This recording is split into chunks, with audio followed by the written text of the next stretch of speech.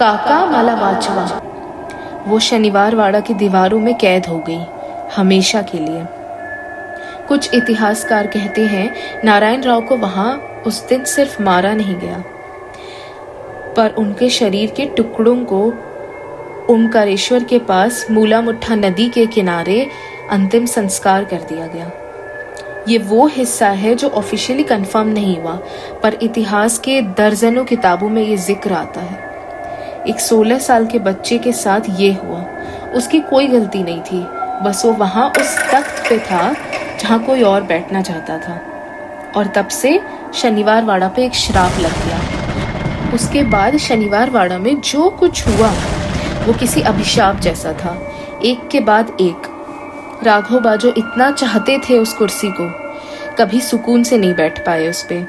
अंग्रेजों के दबाव में, मराठा सरदारों के विरोध में, अपनी ही गलतियों के एहसास से वो कभी पेशवा नहीं रहे जैसा उन्होंने सोचा था। वो अपनी ही गलतियों के बोझ तले मर गए। आनंदीबाई, वो कभी सुख से नहीं रह पाई। ना सुकून मिला, ना वो ताकत जो उसने एक बच्चे की जान लेकर खरीदनी चाहिए थी। और शनिवार वाड़ा 7 बार ये जगह आग में जली है।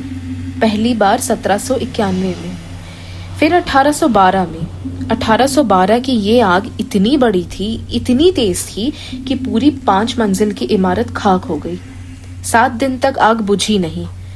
7 दिन तक शीश महल पिघल गया, हजारी करांजे सूख गया। वो पूरा वाड़ा जो बाजीराव का सपना था वो राख हो गया। कोई नहीं जानता आज भी 1812 की आग कैसे लगी। सिर्फ दीवारें बची, वही दीवारें जो नारायण राव की चीखें सुनने की गवाह थी। और तख्त, वो खानदान जो इस वाड़ा का था, उसने कभी एक वारिस नहीं देखा, कभी नहीं। जो भी पेशवा बना अंदर से टूटा हुआ रहा। तख्त बिखरी, मराठा एम्पायर बिखरी, और 1818 में ब्रिटिशों ने ये पूरी जगह अपने हाथ में ले ली। एक जमाने में जो जगह हिंदुस्तान की सबसे बड़ी ताकत की निशानी थी, वो एक फॉरेन एम्पायर के हाथ में चली गई।